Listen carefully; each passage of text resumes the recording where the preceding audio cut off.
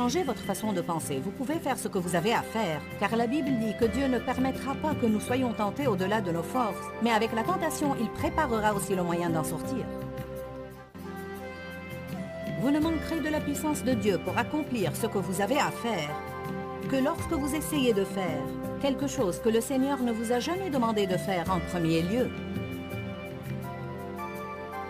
Restez avec nous dans Jouissez de votre vie.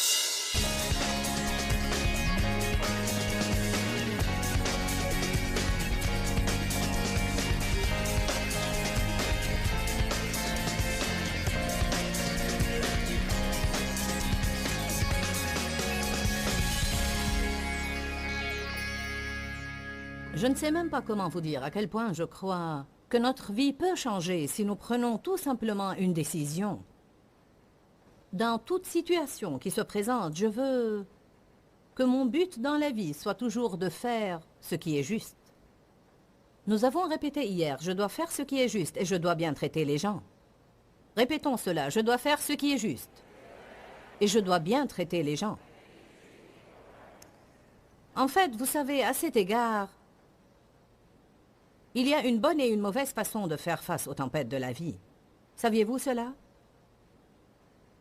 Avant d'être rempli de l'Esprit Saint et de commencer à apprendre vraiment sur la puissance qui m'est disponible en tant que croyante,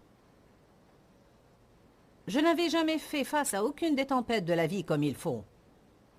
J'imagine que beaucoup de personnes d'entre vous continuent à ne pas faire face aux tempêtes de la vie comme il faut.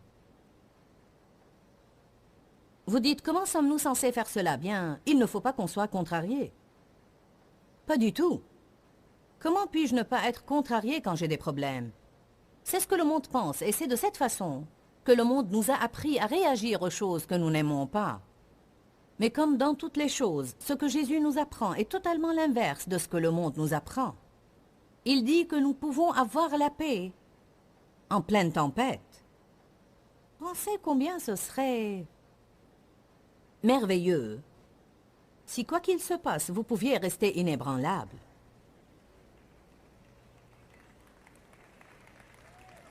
Vous vous retrouvez dans un bouchon inattendu, sans être contrarié. Vous avez à faire la queue à l'épicerie, quand la personne qui est devant vous n'a pas de prix sur ses produits, et la vendeuse n'a plus de bande dans la caisse enregistreuse, et elle est nouvelle et ne sait pas ce qu'elle fait en tout cas. Et ça fait une demi-heure qu'elle essaye de faire entrer la bande dans la caisse enregistreuse. Et vous devez rentrer chez vous parce que vous êtes en hâte. Et au lieu de perdre votre paix et de commencer à avoir mal à la tête, au cou et au ventre, de gâcher votre témoignage et d'agir comme un fou, vous pouvez rester stable. Ce n'est pas impressionnant? Nous pouvons apprendre à faire cela, car nous avons la force de le faire. Dites force. Je veux que vous arrêtiez de penser aujourd'hui que vous ne pouvez pas faire les choses. Le monde nous a appris à penser, je ne peux pas supporter ça. Je ne peux pas affronter ça. Je ne peux pas faire ça. C'est trop pour moi. Je veux que vous sachiez bien ce matin que rien de ce qui se met en travers de votre chemin n'est trop pour vous. Peu m'importe ce que c'est, Dieu peut y faire face. Vous ne pouvez pas le faire, mais lui, il peut et il vit en vous. Luc 10, 19 dit, « Voici, je vous ai donné le pouvoir. » Non pas la faiblesse, la peur, la timidité et la lâcheté. Non l'incapacité, mais la capacité. Je puis tout par Jésus-Christ qui me fortifie. Paul parlait de comment il faisait face aux tribulations. Il parlait de la façon de traiter la prospérité et les tribulations. À vrai dire, certains ne traitent pas bien la prospérité non plus, car dès qu'ils ont un peu d'argent, ils vivent selon la chair. Vous avez besoin de la puissance de Dieu pour traiter le succès comme il faut, de même que vous avez besoin de la puissance de Dieu pour faire face au manque. Vous m'avez entendu? Parce que l'argent peut changer les gens. Le succès peut changer les gens. Même un grand ministère peut changer les gens. C'est pourquoi Dieu renonce à promouvoir tous ceux qu'il aimerait promouvoir, car pour être honnête avec vous, je ne crois pas qu'il y a beaucoup de gens qui, après avoir eu un succès retentissant, continuaient à aimer Jésus radicalement.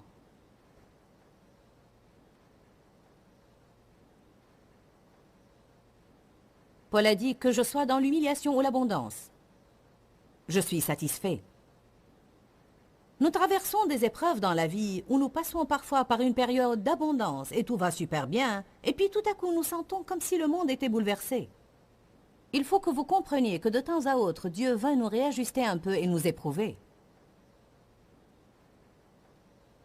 1 Pierre dit, ne soyez pas surpris de la fournaise qui sévit au milieu de vous pour vous éprouver.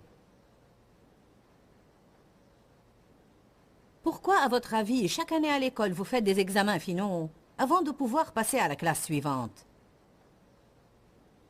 Vous n'obtenez pas un diplôme car vous avez assisté aux cours tous les jours. Vous n'obtenez pas un diplôme car vous avez suivi dans vos livres pendant que le prof enseignait. Vous n'obtenez un diplôme que quand vous faites les examens finaux et vous montrez par vous-même que vous pouvez répondre aux questions et trouver les réponses.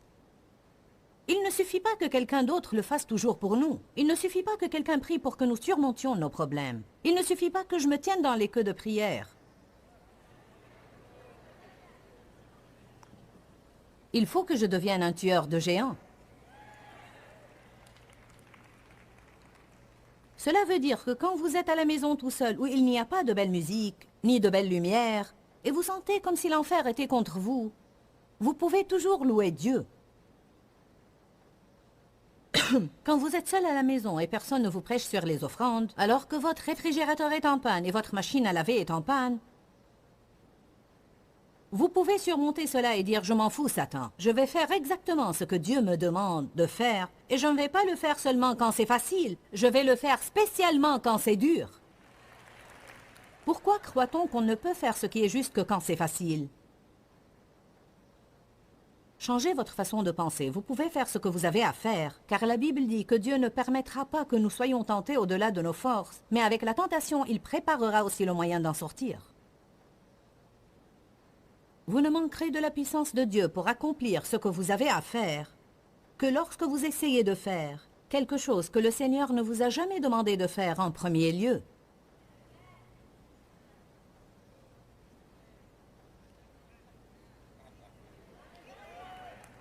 Il est l'auteur et le consommateur de notre foi, mais il n'est pas dans l'obligation de terminer ce qu'il n'a pas commencé. C'est pourquoi il est important, quand vous déployez vos efforts, de vous assurer que vous avez entendu de Dieu et de ne pas vous mettre à l'œuvre dans quelque chose que vous commencez, et puis vous mettre en colère contre Dieu s'il ne vous donne pas la force d'accomplir ce que vous essayez de faire. Et je vous dis, il ne me faut pas longtemps pour réaliser si je marche selon la chair plutôt que l'esprit, car j'ai suffisamment d'expérience avec Dieu pour savoir que s'il est présent dans ce que je fais, il me donnera tout ce qu'il faut pour l'accomplir.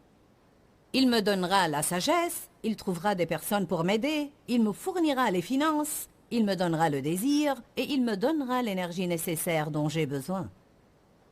Allez maintenant. Mais si je fais quelque chose car quelqu'un veut que je le fasse, je manquerai de finances, je me débattrai et je combattrai les diables tout le temps. Et si je fais quelque chose parce que je veux le faire, je manquerai de finances, de force et je manquerai même de vrais désirs. Vous vous sentirez épuisé et à bout de force tout le temps, et vous ne ferez que réprimer les diables. Non merci, j'ai assez fait cela. Je veux jouir de ce que je fais, sinon je ne vais pas le faire. Et je ne pourrai en jouir que si Christ le faisait à travers moi. Christ en moi, l'espérance de la gloire. Amen. Sans moi, vous ne pouvez rien faire. Dites, je peux faire ce qu'il faut que je fasse. Déclarez cela maintenant de tout votre cœur.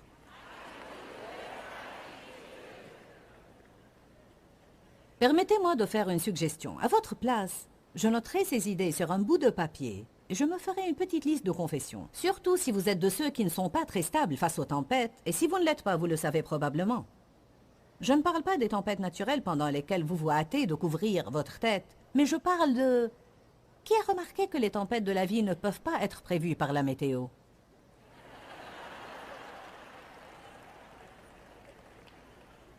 Il y a de grandes tempêtes et de petites tempêtes. Il y a de courtes tempêtes et de longues tempêtes. Mais laissez-moi vous dire quelque chose clairement. Tout le monde aura des tempêtes.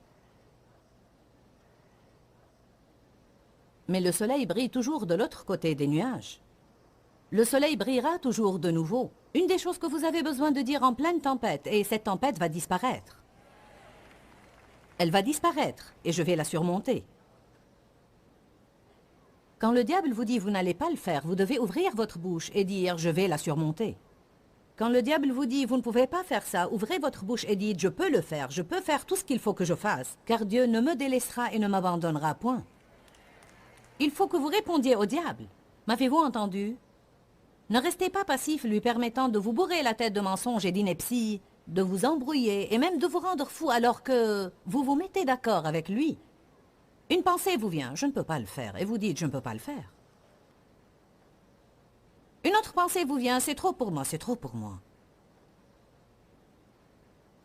Une autre pensée vous vient, je ne peux plus supporter ça, je ne peux plus supporter ça.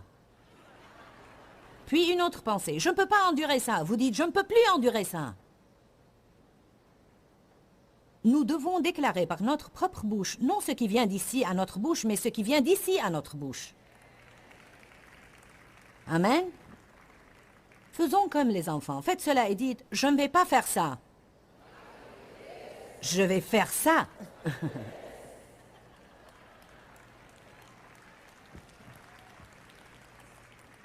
La prochaine fois que vous passez par une épreuve et vous racontez cela à des amis, et ils commencent à parler de votre problème et le diable commence à mentir, vous pouvez dire...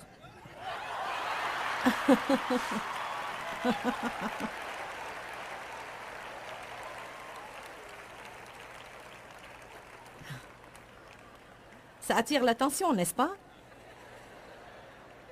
Qui a jamais senti sa pensée se débattre contre son esprit? Tout le temps, non? Une partie du cheminement dans l'esprit veut dire que je vais me mettre d'accord avec mon esprit au lieu d'être d'accord avec mes pensées parce que la Bible dit que le désir de la chair, c'est la mort. La Bible amplifiée dit que le désir de la chair, c'est le raisonnement sans le Saint-Esprit. En d'autres termes, c'est ce qui provient des pensées. Comme ce que nous avons lu hier à propos de Salomon. Il a dit, j'ai consulté mes propres pensées. Dit tous, grande erreur.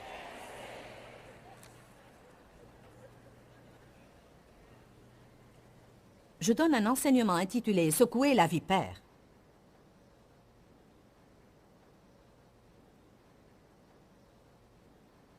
Lorsque Paul était à l'île de Malte, il était installé avec des barbares près du feu, et une vipère en sortit par l'effet de la chaleur et s'attacha à sa main. C'était en fait une vipère venimeuse et mortelle. Les gens ont cru qu'il était assurément un homme meurtrier, et que cela était un signe de sa cruauté. Alors ils s'attendaient à le voir tomber mort. Mais la Bible dit que Paul a tout simplement, et elle utilise ce terme-là, Paul a tout simplement secoué l'animal. J'ai donné un grand enseignement à partir de cela. C'est que quand quelqu'un me repousse, je dois secouer cela.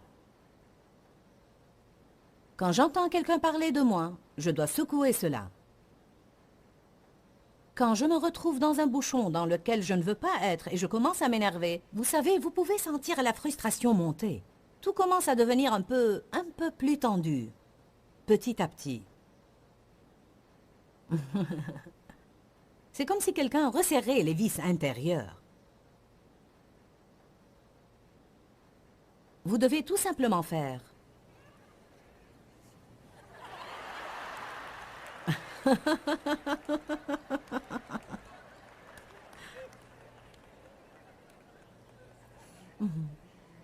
Jésus a dit aux disciples, quand vous entrez dans une ville et ils ne vous reçoivent pas, il y a plein de villes. Vous ne les traverserez pas toutes avant mon avènement. Alors ne vous inquiétez pas de quelqu'un qui ne veut pas vous recevoir. Il a dit, quand vous sortez de cette ville, secouez tout simplement la poussière de vos pieds et allez vers d'autres villes. Quelqu'un a donné cela à ma fille ce matin qui va avec ce message. Alors je vais vous le lire. Un jour, l'âne d'un fermier est tombé dans un puits. L'animal pleurait pitoyablement pendant des heures alors que le fermier essayait de voir que faire à cet égard. Imaginez, l'âne est dans le puits et il est en train de pleurer. Le fermier dit, comment vais-je t'en faire sortir? Finalement, il a décidé que l'animal était vieux et qu'il allait falloir l'enterrer en tout cas. Ça ne valait pas la peine d'essayer de sauver l'âne. Alors il a appelé tous ses voisins et il leur a dit « Nous allons le couvrir de terre ». Alors ils ont tous commencé à jeter de la terre dans le puits. Au début, l'âne s'est rendu compte de ce qui se passait. Il a poussé des cris horribles. Ça vous rappelle quelqu'un que vous connaissez? C'est comme, je sens comme si tout va s'effondrer sur moi. Vous savez, des pelles de terre Et de saletés tombent l'une après l'autre. Puis à la surprise de tout le monde, il s'est calmé. Quand vous passez par une épreuve, vous êtes contrarié et vous n'arrivez pas à entendre Dieu. Même s'il essaye de vous dire quoi faire pour en sortir, vous ne pouvez pas l'entendre, car vous êtes tellement contrarié. Une personne ne peut être guidée par l'esprit que si elle garde la paix et la sérénité au fond d'elle. Nous ne pouvons pas entendre Dieu si nous sommes contrariés et complètement perturbés. La Bible nous promet que Dieu nous guidera, nous montrera le chemin et nous fera sortir de nos problèmes. Mais je veux le dire de nouveau, nous ne pouvons pas entendre Dieu parler et être guidés par l'esprit si nous sommes dans tous nos états contrariés et frustrés. Car là, vous n'entendez que ce que vous dites vous-même. Vous entendez ce que dit votre âme, vous entendez vos pensées, votre volonté et vos émotions. Je ne veux pas faire cela. J'en ai marre de cela et je ne crois pas que c'est juste. Donc la première chose que vous devez faire quand un problème survient est de vous calmer. Amen. Dites la première chose que je dois faire quand un problème survient est de me calmer. Alors voici ce pauvre âne en bas, couvert de saleté et qui est en train de pleurer. Puis soudain, il se calme. Il a finalement pensé, ces gens ne vont pas m'aider, il vaut mieux que je reçoive une révélation. Après avoir versé quelques pelles de plus, le fermier a regardé dans le puits et il a été étonné par ce qu'il a vu. Avec toute pelle de terre versée sur le dos de l'âne, ce dernier faisait quelque chose d'étonnant. Il l'a secoué et puis il marchait dessus.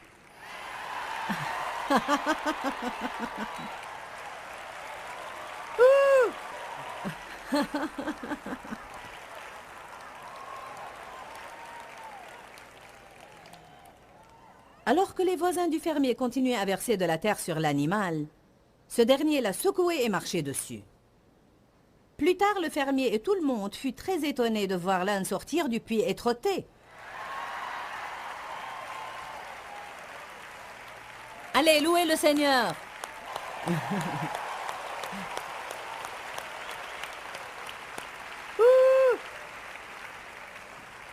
Vous savez, nous pouvons soit être enterrés sous nos problèmes, soit les secouer, avoir confiance en Dieu et lui permettre de nous élever vers un endroit plus haut. Car voici ce qui se passe exactement. Quand vous êtes au milieu des tribulations dans lesquelles personne ne peut vous aider sauf Dieu, c'est à ce moment-là que vous pouvez connaître Dieu vraiment. Vous n'avez même pas vraiment un problème, pas un vrai problème, jusqu'à ce que survienne un problème que personne ne peut résoudre sauf Dieu. Certaines choses que nous considérons comme problèmes ne sont pas des problèmes. La vie va verser des saletés sur vous, tout genre de saletés. L'astuce pour sortir du puits, c'est de secouer les saletés et de marcher dessus. Alléluia. Dites tous, je ne vais pas être vaincu. Je peux faire tout ce que je dois faire. Si vous n'êtes pas des personnes très stables au milieu des épreuves et des tribulations, notez quelques-unes de ces déclarations. Je peux faire tout ce que je dois faire. Rien n'est trop pour moi. Dieu est toujours avec moi. Et vous devez vous appliquer très sérieusement tous les jours et peut-être pendant 6 mois. Vous devez vous tenir quelque part dans votre maison et vous devez confesser ces choses à haute voix, peut-être 4, 5 ou 6 fois par jour. Et de cette façon, vous pourrez former une nouvelle image à l'intérieur de vous. Non celle d'une mauviette ou d'un faible qui ne peut rien traiter dans la vie, mais vous allez découvrir que vous vous transformez en une personne audacieuse et courageuse, et peu importe ce qui va à votre rencontre, il ne vous dissuadera pas parce que vous savez que Jésus ne vous abandonnera et ne vous délaissera point. Savez-vous que vous pouvez changer L'image que vous avez formée de votre personne en déclarant la parole de Dieu jusqu'à ce que vous la croyiez et que vos pensées soient tellement renouvelées que vous commencez à agir d'une manière différente. Nos actions ne changeront jamais à moins que nos pensées changent. Le psaume 57:1 dit « Aie pitié de moi, ô Dieu, aie pitié de moi. Car mon âme cherche un refuge et trouve un abri en toi. Oui, à l'ombre de tes ailes, je cherche un refuge et je serai assuré jusqu'à ce que les calamités et les tempêtes destructives soient passées. » J'ai vu ça ce matin et j'ai pensé, je vais lire cela. Il dit, quand les problèmes surviennent, je vais dire ça, Seigneur, tu es miséricordieux et tu es bon. Et je vais te faire confiance jusqu'à ce que la tempête soit passée.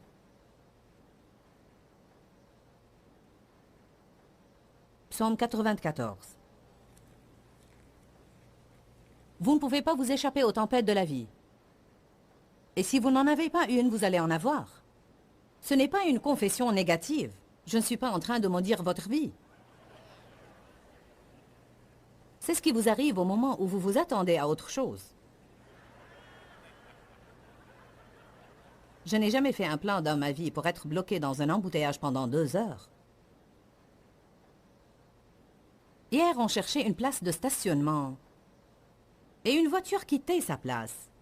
Alors Dave attendait pour se garer à sa place. Il avait son feu clignotant allumé clairement, montrant qu'il... Non, en fait, il avait dépassé la place de stationnement et il attendait pour se garer en reculant. Alors il y avait un homme derrière lui sur une bicyclette qui était très contrarié car il s'est arrêté. Alors il tempêtait et il criait après Dave. Nous lui avons souri. Loué soit Dieu. Et alors que cet homme s'insurgeait contre nous, quelqu'un d'autre s'est garé à la même place.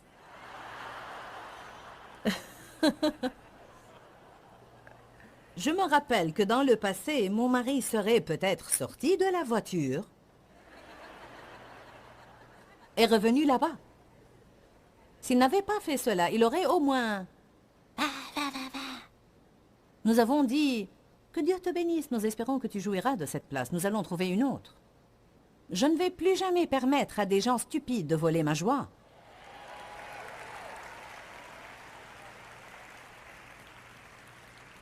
Quel bien y a-t-il en cela? Vous êtes en colère et ils ont pris la place de stationnement en tout cas et vous n'allez jamais les voir de nouveau toute votre vie. Et vous leur avez donné votre joie. Vous savez ce qui s'est passé? Le diable vous a tendu un piège pour vous vexer.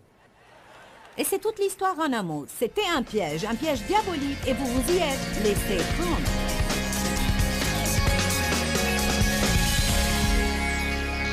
À mon avis, la vie ne mérite même pas d'être vécue si je ne vais pas jouir de la paix et de la sérénité dans ma vie. En réalité, j'ai découvert que la paix ne va pas...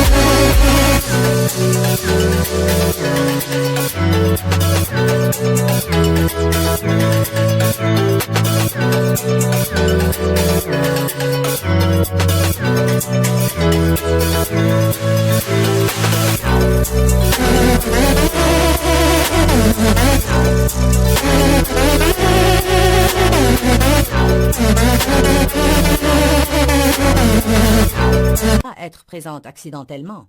Je dois rechercher la paix et je dois m'agripper à ma paix. Je crois que si je fais cela, j'accomplirai alors de plus en plus la volonté de Dieu pour ma vie. Tout le monde veut savoir quelle est la volonté de Dieu pour eux. Nous voulons tous rechercher la volonté de Dieu et nous voulons nous assurer que nous accomplissons le but de Dieu dans notre vie. Mais je crois que beaucoup de gens sont la plupart des fois vexés du fait qu'ils n'arrivent pas à entendre la voix de Dieu. Je vous encourage maintenant, si vous voulez entendre la voix de Dieu pour que vous puissiez découvrir quel est son but pour vous, la première chose que vous devez faire, écoutez-moi bien, est de vous calmer. Jésus a dit, « Je vous donne ma propre paix. Non comme le monde donne, mais je vous donne ma paix à moi. » Écoutez-moi bien, j'ai une parole dite entendue pour vous aujourd'hui. Je crois que certains d'entre vous demandent une parole à Dieu. Nous aimons toujours recevoir une promesse. Cela ne signifie pas nécessairement qu'elle ne peut pas être une parole tirée d'ici, que Dieu rend vivante dans notre cœur. Dieu m'a mis cette écriture à cœur pour que je conclue avec aujourd'hui. Exode 14, 14. L'Éternel combattra pour vous, et vous gardez votre paix et restez dans le repos.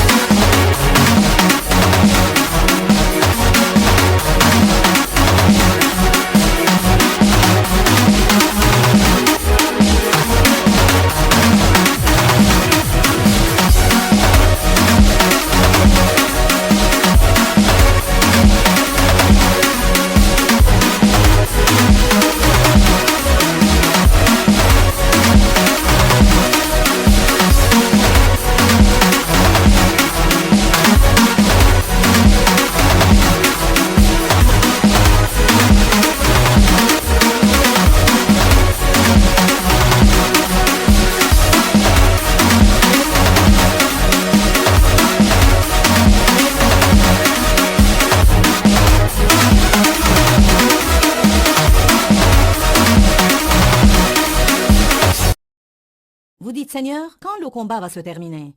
Je vous dis aujourd'hui, quand vous gardez votre paix, quand vous devenez calme et vous entrez dans le repos de Dieu, vous verrez Dieu combattre pour vous comme personne ne pourrait jamais combattre pour vous. Je vous dis, je crois que les ennemis que vous avez vus aujourd'hui, vous ne les reverrez plus car le Seigneur des armées combat pour vous. Gardez votre paix. Il y a une puissance dans la paix.